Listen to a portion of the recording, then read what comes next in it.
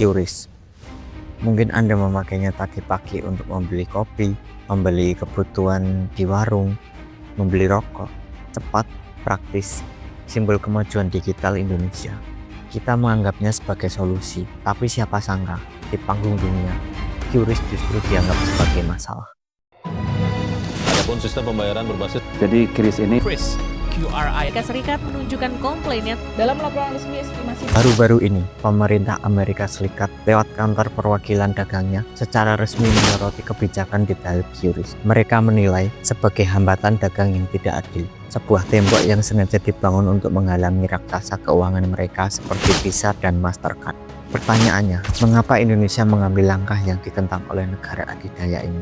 Jawabannya ada pada satu kata yang sangat kuat, kedaulatan.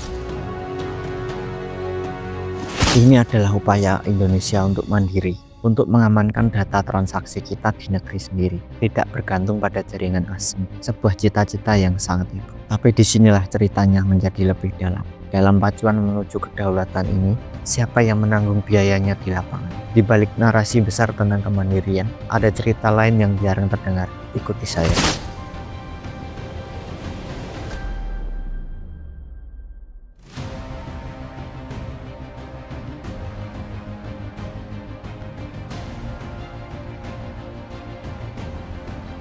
Untuk memahami mengapa kebijakan ini begitu penting, kita perlu melihat narasi besar yang dibangun oleh pemerintah dan Bank Indonesia.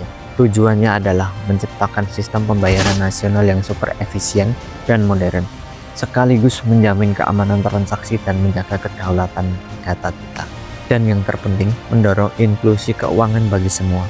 Sebuah janji yang terdengar sempurna bukan? Praktis, aman, cepat, dan berdaulat. Tapi, apakah janji ini sampai ke semua telinga? Atau hanya kepada mereka yang sudah siap secara digital? Mari kita tinggalkan sejenak tempat ini dan lihat kenyataannya di lapangan.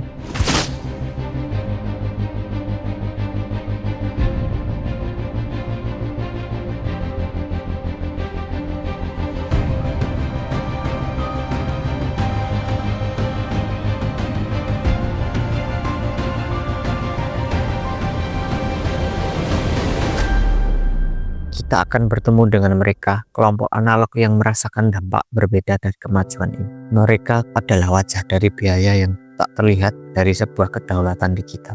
Kita mulai dari para pahlawan zaman lalu, para lansia kita, bagi generasi yang tumbuh dengan uang fisik, yang memahami nilai dari setiap lembar rupiah yang dipegang tangan. Dunia digital adalah sebuah labirin. Bayangkan jemari keriput mereka yang terbiasa menghitung lembaran uang kini harus berhadapan dengan layar sentuh yang sensitif dan menyilaukan. Ada rasa takut salah pencet, khawatir saldo tiba-tiba hilang, atau menjadi korban penipuan online yang beritanya sering mereka dengar. Kemandirian yang mereka jaga seumur hidup perlahan terkikis. Mereka harus bergantung meminta tolong pada anak cucu hanya untuk membeli kebutuhan pokok atau membayar tagihan.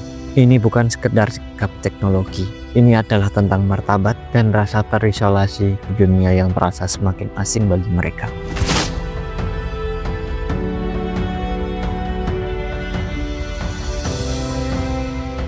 Sekarang, mari kita ke jantung ekonomi rakyat. Pasar tradisional dan warung-warung kecil. Di sini, denyut nadi kehidupan berdetak dalam irama perputaran uang tunai. Uang Rp100.000 hasil jualan hari ini adalah modal untuk membeli bahan baku besok pagi. Perputaran uang tunai adalah nafas bagi mereka. QRIS bagi kita mungkin hanya sebuah aplikasi gratis, tapi bagi mereka itu berarti harus ada modal untuk membeli smartphone yang layak, harus ada pengeluaran rutin untuk kuota internet, dan yang paling sulit harus ada waktu dan pengetahuan untuk mendaftar, memahami cara kerja dan memeriksa akuntansi rekening, sesuatu yang tidak pernah mereka lakukan sebelumnya. Waktu mereka habis untuk melayani pembeli, bukan untuk mempelajari teknologi. Akibatnya, mereka mulai kehilangan pelanggan. Generasi muda yang kini jarang membawa uang tunai akan dengan mudahnya memilih berbelanja di minimarket ber-AC yang lebih praktis. Sedikit demi sedikit, lapak mereka yang menjadi tumpuan hidup keluarga tergerus oleh zaman atas nama kemajuan. Kisah keterpinggiran ini tidak berhenti di pasar. Lihatlah para pejuang jalanan, kerja di sektor informal, seorang juru parkir yang pendapatannya hanya ribuan rupiah dari setiap motor, seorang pedagang asongan yang keuntungannya hanya beberapa perak dari setiap botol minuman. Bagaimana mereka bisa mengadopsi sistem yang tidak memberikan uang tunai langsung di tangan untuk makan malam nanti? Dan Jika di kota besar saja tantangannya seperti ini, mari kita rentangkan pandangan kita lebih jauh ke saudara-saudara kita di wilayah terdepan, terluar dan tertinggal.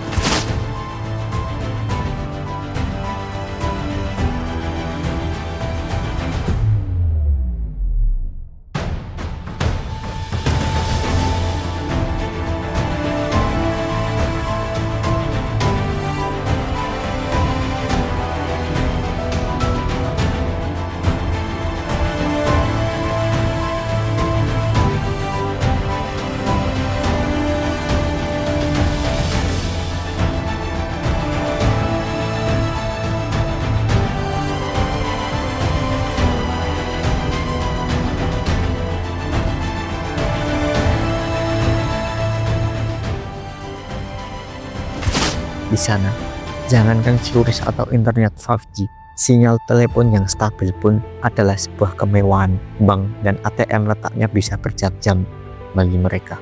Melewati jalan yang sangat sulit bagi mereka, digitalisasi finansial bukan hanya sulit, tapi merasa mustahil. Mereka benar-benar terputus dari narasi besar kedaulatan digital yang kita banggakan di kota. Apa yang kita lihat tadi adalah dua wajah Indonesia. Di satu sisi adalah sebuah proyek besar untuk kedaulatan bangsa di panggung dunia, tapi di sisi lain ada perjuangan warga biasa di pasar lokal. Inilah yang disebut eksklusi sosial bentuk baru, sebuah ironi di mana niat untuk inklusi keuangan justru menciptakan kemiskinan digital. Jadi, ini bukan soal menolak kemajuan. Kemajuan adalah niscaya, tapi ini tentang bagaimana kita menjalankannya. Pertanyaannya kembali kepada kita semua. Bagaimana kita bisa membangun sebuah kedaulatan digital tanpa harus mengorbankan warga sendiri yang paling rentan? Bagaimana kita memastikan bahwa di ujung jalan modernisasi ini tidak ada satu orang pun yang tertinggal?